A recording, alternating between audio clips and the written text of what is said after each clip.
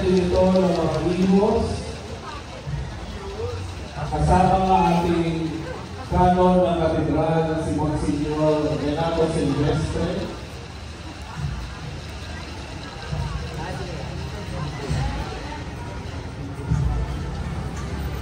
At ngayon po ating pong saksihan ang pagdating ng karosa ng Santo Entierro o ang mga labig ng ating Panginoong Jesucristo.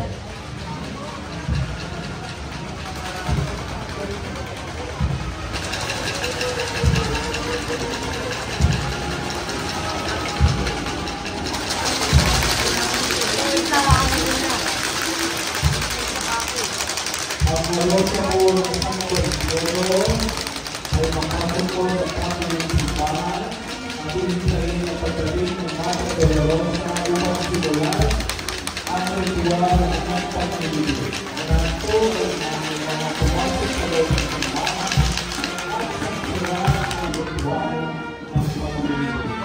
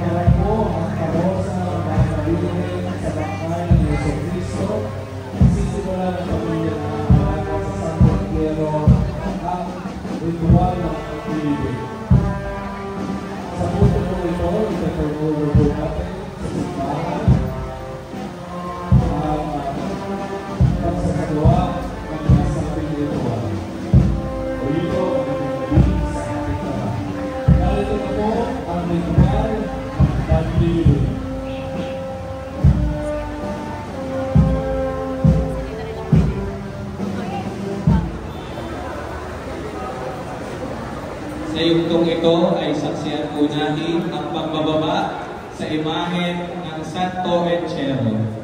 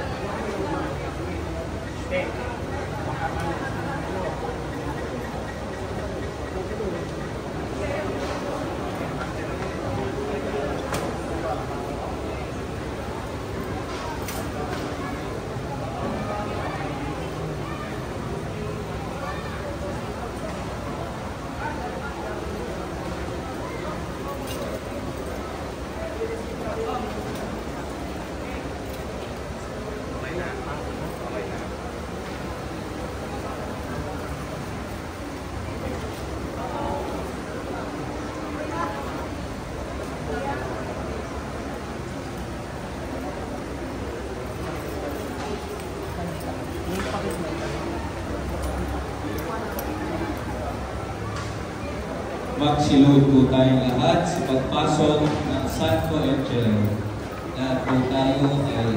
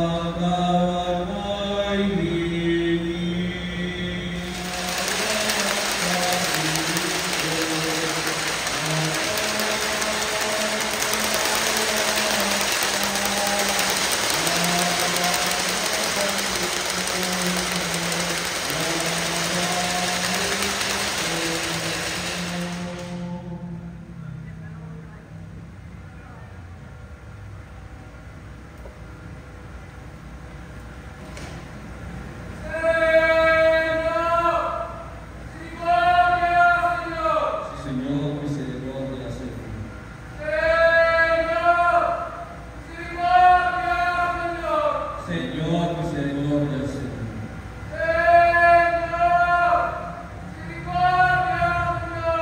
Señor, misericordia, Señor.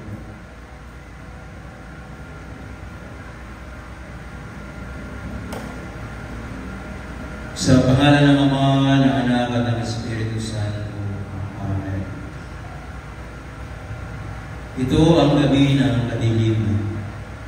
Ito ang gabi ng kamatayan. Ito ang gabi kung saan tinalikuran ng Diyos ang kanyang pagka-Diyos upang maranasan ang bunga ng pagkapasan ng mga unang tao, ang parusa ng kamatayan.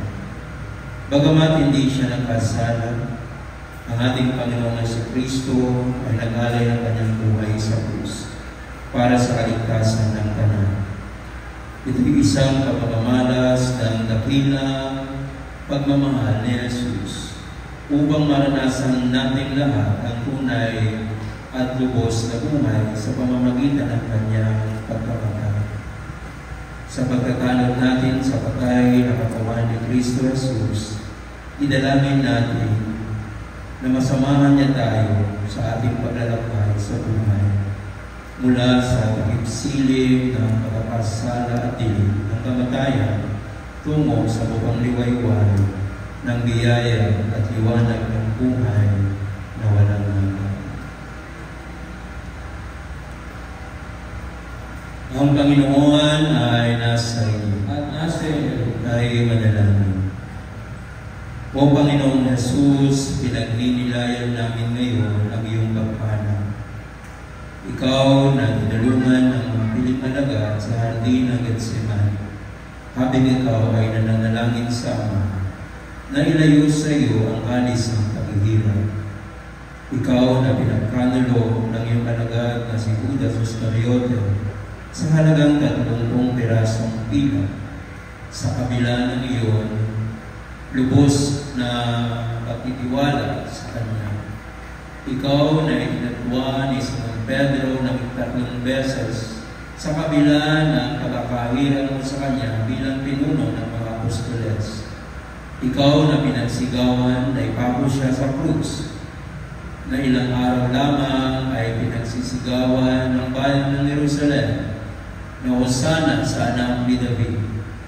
Ikaw na inatulang mamatay ni Poncio Pilato. Ikaw ay pinarunahan ng tinig, kinutyan ng madla, nilibag, at tinampas ng mga sundalo. Ikaw na ipinakos sa krus sa pagitan ng 2 salarin. Ikaw na binawian ng buhay habang nakabayubay sa krus. Ikaw na nagsabing, ako ang buhay, ay nasa harapan namin ngayon bilang isang bangkay. Sa harap ng iyong bangkay na maging kasangkapan ng aming kaligtasan, pinagbubulay-bulay namin sa mga oras na ito ang kadakilaan ng iyong pagmamahal. Tunay na bagamat kami alipin, tinuturuan mo kami mga tunay na kaibigan at itinuturing na karapat-dapat na patalayan ng buhay para sa aming ganap na kapakanan. Kami ay makasalanan. Wala kaming pinagiba sa iyong mga alagad na nataig ng tukso, dala ng likas na kahinaan namin bilang mga tao. Tinutulungan ka namin lalo higit sa mga panahon na dapat ay karamay mo kami mga Judas Iscariote na nagkakanulo sa iyo dahil hindi pa namin natatanto ang hindi malirik na kadakilaan ng pag-ibig mo. Kami mga Simon Pedro na nagtatatawa sa iyo, lalo higit sa mga panahon na dumaraan kami sa pagsubok at ayaw namin magdusa, maghirap, maginagpis, magpasana namin sa sariling krus bilang pagsunod sa yapak mo. Kaming mga taksi, madali sa amin ang magbigay puri at pasasalamat sa iyo kapag kami ay iyong binubulanan ng mga biyaya at dinidinig mo ang aming mga kahilingan. Subalit, sa mga oras ng pangangailangan, at ikaw ay mistulang tumatahimik sa panahon ng pangungulila, at ikaw ay mistulang wala sa panahon ng hapis at kahirapan, at ikaw ay mistulang bulag sa mga ito. Kami ay nagpapadala sa likas na kahinaan naming mga tao at nagpapataig sa tukso. Ikaw ay aming inukutka, pinag-iisipan ng masama, nalilibag at inahampas dala ng aming mga kasalanan. Kami ngayon ay naniniluhod sa harapan ng walang buhay na bangkayo. Kami nananalangin na dumaloy sa amin ang buhay na iyong inialay sa krus upang magmistulang batis ng walang hanggang buhay sa aming mga sarili. Magmimistulang patay, dala ng aming pagkakasalan. Ibigay mo po sa amin ang buhay na iyong inialay, ang buhay na hindi makasarili, ang buhay ng paglilingkod, ang buhay na walang pag-iimpog, ang buhay na sumasalamin sa dakilang buhay ng Diyos Ama. Padaluyan mo sa amin ang iyong Espiritu, ang Espiritu Santong iyong ipinangako sa mga alagad, na sa sandali ng pagtapos ng iyong misyon sa mundong ibabaw, mula sa iyong walang buhay na bangkay, kami nawa ay makaranas ng tunay at ganap na buhay. Sa 3 araw ng pagkapahiblay ng iyong bangkay sa libingan, ipinamalas mo sa iyong muling pagkabuhay na ang buhay na iyong taglay ay hindi nagagapi ng kahinaan ng kasalanan at maging ng kamatayan. O Jesus, sa iyong pagkamatay, binigyan mo kami ng buhay. Idinadalangin namin na matutunan din namin pag-alay ng aming oras, talino, kakayanan at kayamanan. At kung iyong nanaisin mag-alay ng aming sariling buhay upang magbigay buhay sa aming mga kapatid na kapos at higit na nangangailangan. Ito'y aming munting hiling sa Diyos Ama sa langit, sa pakikiisa ng Espiritu Santo, magpasawalang hanggan. Amen. Si Jesus ay naging matapat sa atin hanggang kamatayan. Kahit pa sa kamatayan sa krus.